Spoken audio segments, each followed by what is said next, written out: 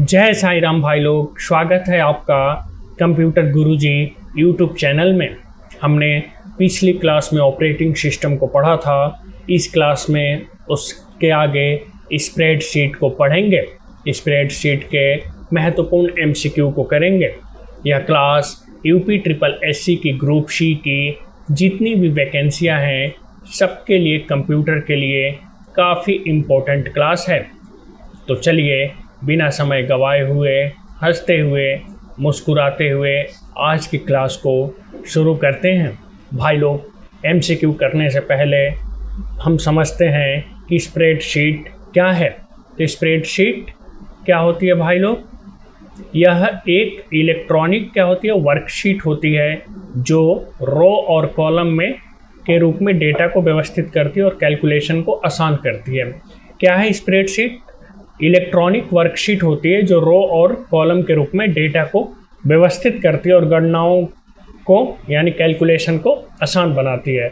मोटा मोटी देखिए तो स्प्रेडशीट ऐसी ही दिखती है, यानी एक्सेल वाले फाइल को ही क्या कहते हैं, स्प्रेडशीट कहते हैं। ठीक है, इसमें ये क्या होता है, नेम बॉक्स का होता है।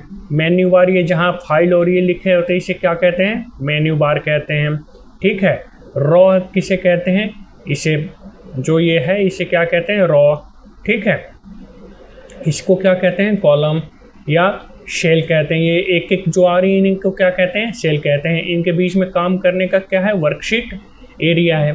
ठीक है भाई लोग, और स्प्रेडशीट की मुख्य विशेषताएं क्या है, यह डेटा को रो और कॉलम में व्यवस्थित करता है। ठीक है, कैलकुलेशन करता है, फार्मूला और फंक्शन का उपयोग करता है, डेटा को एडिट, फॉर्मेट और एनालाइज किया जाता है, चार्ट और ग्राफिक्स बनाया जाता है स्प्रेडशीट से, मल्टीपल वर्कशीट का उपयोग किया जाता है। ठीक है, डेटा को शॉर्ट, फिल्टर और मैनेज किया जाता है, रिपोर्ट और समरी तैयार किया जाता है।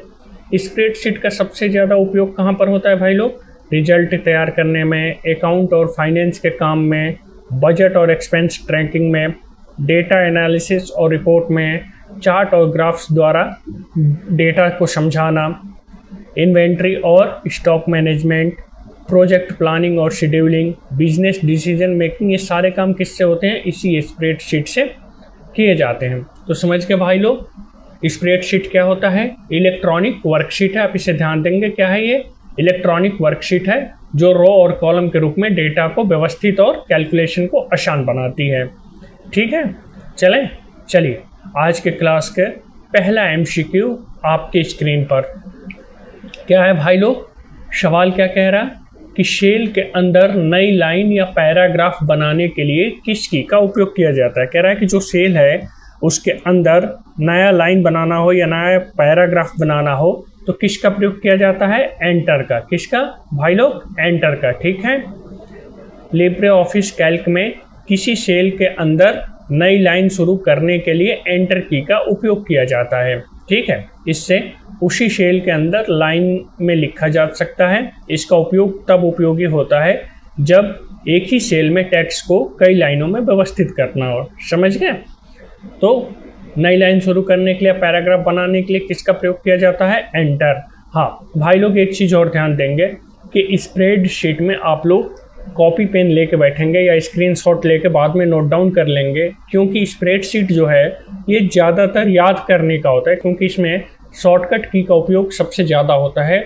और ये पूरा चैप्टर जितना आप इसे याद करेंगे उतना ही आपको आसान लगेगा। आयोग हर वैकेंसी में 1 से 2 सवाल इससे पूछता है। तो चलें भाई लोग, नेक्स्ट MCQ। चलिए नेक्स्ट MCQ में चलते हैं। हमें बिना टेंशन लिए हुए, हंसते हुए, मुस्कुराते हुए पढ़ना है। कह रहा है कि कैल्क में जो है फंक्शन इंसर्ट करने की शॉर्टकट की क्या है। कह रहा है कि लिब्रे ऑफिस कैल्क में फंक्शन को अगर इंसर्ट करना है उसका शॉर्टकट की क्या होती है भाई लोग, Ctrl+F2। ठीक है, क्या होती है, Ctrl+F2 से फंक्शन इंसर्ट किया जाता है। ठीक है, क्या है, लिब्रे ऑफिस कैल्क में फंक्शन विजार्ड। हाँ, एक चीज़ इसे भी ध्यान देंगे, फंक्शन इंसर्ट को ही क्या कहते हैं, फंक्शन विजार्ड कहते हैं। ठीक है, फंक्शन इंसर्ट को क्या कहते हैं, फंक्शन विजार्ड कहते हैं। ठीक है, खोलने की, किसी फंक्शन को इंसर्ट करने के लिए क्या होती है, Ctrl+F2 शॉर्टकट की का प्रयोग किया जाता है। फंक्शन विजार्ड की सहायता से सम यानी जोड़, एवरेज, इफ, माइनस जैसे विभिन्न फंक्शनों को आसानी से चुना और उनके आर्गुमेंट को व्यवस्थित किया जा सकता है। समझ गए? फंक्शन इंसर्ट या फंक्शन विजार्ड करने के क्या शॉर्टकट की होती है भाई लोग? Ctrl+F2। ठीक है, चलिए नेक्स्ट MCQ में चलते हैं भाई लोग।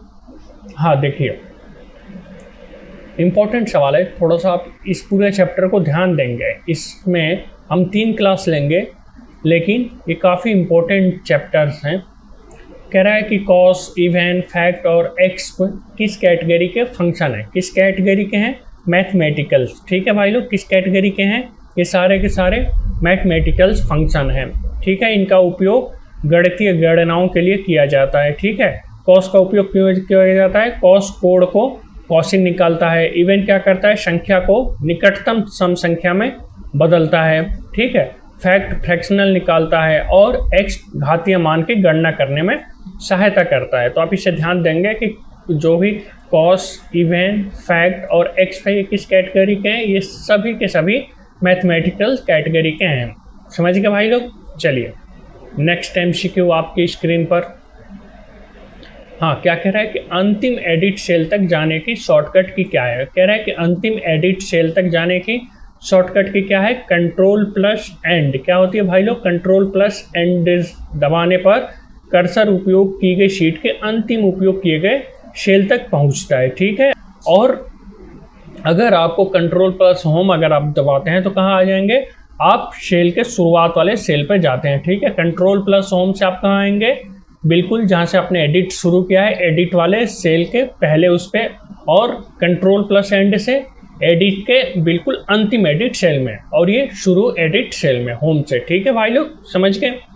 चलिए चलते हैं नेक्स्ट MCQ आपकी स्क्रीन पर। देखिए, फिर इस सवाल आया ना कि फंक्शन विजार्ड खोलने की शॉर्टकट की क्या है, जो हमने पिछले सवालों में रिवीजन किया था कि क्या होता है भाई लोग? Ctrl+F2। फंक्शन विजार्ड हो गया, फंक्शन इंसर्ट हो गया, इनके खोलने की शॉर्टकट की क्या है? क्योंकि विजार्ड को ही क्या कहते हैं? फंक्शन इंसर्ट कहते हैं। शॉर्टकट की क्या होता है? Ctrl+F2। ठीक है, समझ गए? चलिए नेक्स्ट MCQ आपकी स्क्रीन पर देखिए। हाँ, इम्पोर्टेंट सवाल है भाई लोग। आप ऐसे सवालों को एक बार और वीडियो देख लेंगे, सब कुछ आपको क्लियर हो जाएगा, और इसका आप स्क्रीनशॉट लेके अपने नोट में तैयार कर लेंगे, क्योंकि स्प्रेडशीट से आयोग हर वैकेंसी में 1 से 2 सवाल पूछता है और बच्चे इसमें काफ़ी भगचुनर आते हैं। कह रहा है कि लिब्रे ऑफिस कैल्क का एक्सटेंशन क्या है? एक्सटेंशन पूछा है भाई लोग, क्या होती है? क्या होती है? .ods। ठीक है, क्या होती है? .ods। ods का फुल फॉर्म क्या होता है? Open document spreadsheet. ठीक है, और ये क्या भाई लोग? देखिए इस पे ध्यान देंगे, ये जो दे रहा है .xls, ये है कोई एक्सटेंशन फाइल नहीं होती। ठीक है, कोई एक्सटेंशन फाइल नहीं होती। जो पुराने एक्सेल की होती है वो क्या होता है? .xlx। ठीक है, और अब नए का क्या गया है? .xls और x। ठीक है, लेकिन .xlx कोई भी एक्सटेंशन फाइल नहीं होती है। यह अब नए एक्सेल का है, और पुराने का क्या था? .xls। समझ गए? .odp किसका होता है भाई लोग? .odp जो है ये प्रेजेंटेशन फाइल है इम्प्रेस की, इसका एक्सटेंशन होता है। किसका होता है? प्रेजेंटेशन फाइल का। किसका? इम्प्रेस का। ठीक है, और odt किसका होता है? odt राइटर की फाइल एक्सटेंशन है। odt किसका है? राइटर की फाइल एक्सटेंशन है। तो आप समझ गए? ods किसका होता है? लिब्रे ऑफिस कैल्क का। XLS कोई एक्सटेंशन नहीं होती है, या तो XLS होगी या XLSX होगा। ठीक है, .odp किसका होता है? प्रेजेंटेशन फाइल का, और राइटर की फाइल का एक्सटेंशन क्या होता है? .odt। समझ गए आप लोग भाई लोग? तो चलिए चलते हैं नेक्स्ट MCQ आपकी स्क्रीन पर। देखिए, हाँ, कह रहा है कि एक सेल में अधिकतम कितने कैरेक्टर डाले जा सकते हैं? अधिकतम पूछा है भाई लोग। ये सवाल भी कई बार आयोग पूछता है, थोड़ा सा इधर उधर घुमा के, और बच्चे कंफ्यूज रहते हैं। कितने होते हैं भाई लोग? 32,767। ठीक है, कैरेक्टर का मतलब क्या है? कैरेक्टर में अक्षर, अंक, चिन्ह और अन्य टेक्स्ट शामिल हो सकते हैं। हालांकि सेल में मौजूद टेक्स्ट को देखने के लिए कॉलम विड्थ, रो हाइट और रैप टेक्स्ट जैसे फॉर्मेटिंग सुविधाओं का उपयोग किया जाता है। अच्छा, आप समझ गए एक सेल में अधिकतम कितने कैरेक्टर डाले जा सकते हैं? कैरेक्टर का मतलब अक्षर, अंक, चिन्ह और अन्य टेक्स्ट जो हैं एक सेल में, यानी सेल हम समझते हैं, सेल कौन सा है, देखिए ये जो बीच वाला स्पेस है ना, इसे ही सेल कहते हैं। माइक्रोसॉफ्ट एक्सेल में जो ये बना होता है ना सेल, इसमें आप कितने अक्षरों का उपयोग कर सकते हैं, 32,767। उसमें अक्षर, अंक, चिन्ह, अन्य टेक्स्ट भी शामिल हो सकते हैं। चलिए नेक्स्ट MCQ आपकी स्क्रीन पर पूछ रहा है कि कैल्क में कितने प्रकार के सेल रेफरेंस होते हैं। कितने प्रकार के सेल रेफरेंस होते हैं भाई लोग, 3। ठीक है, कौन कौन से होते हैं, रिलेटिव, एब्सोल्यूट और मिक्स्ड रेफरेंस। ठीक है, रिलेटिव रेफरेंस क्या होता है, फॉर्मूला को कॉपी करने पर बदलता है, यानी फॉर्मूला को कॉपी करेंगे तो पूरा का पूरा चेंज हो जाएगा। एब्सोल्यूट रेफरेंस में क्या होता है, रो और कॉलम स्थिर रहता है, बाकी चेंज होगा। जबकि मिक्स्ड रेफरेंस में क्या होता है, रो या कॉलम में से केवल एक को स्थिर रखा जाता है। तो आप समझ गए कितने होते हैं सेल रेफरेंस, 3। कौन कौन से, रिलेटिव, एब्सोल्यूट और मिक्स्ड रेफरेंस। चलिए चलते हैं नेक्स्ट MCQ में भाई लोग। कह रहा है कि डिफ़ॉल्ट रूप में कैल्क में कितनी वर्कशीट होती है। कह रहा है कि जब हम कैल्क की फाइल ओपन करते हैं, एक्सेल की फाइल ओपन करते हैं, तो उसमें वर्कशीट कितनी होती है। कितनी होती है भाई लोग, एक ही फाइल होती है। ठीक है, सामान्यतः डिफ़ॉल्ट रूप से एक वर्कशीट उपलब्ध होती है, बाकी उसमें प्लस किया जाता है, जोड़ा जाता है। इस वर्कशीट में रो और कॉलम होते हैं जिनमें डेटा दर्ज किया जाता है। आप समझ गए ना, स्प्रेडशीट क्या होती है, एक इलेक्ट्रॉनिक वर्कशीट है। ठीक है, जिसमें रो और कॉलम होते हैं और डेटा दर्ज करके गणनाओं को आसान बनाया जाता है।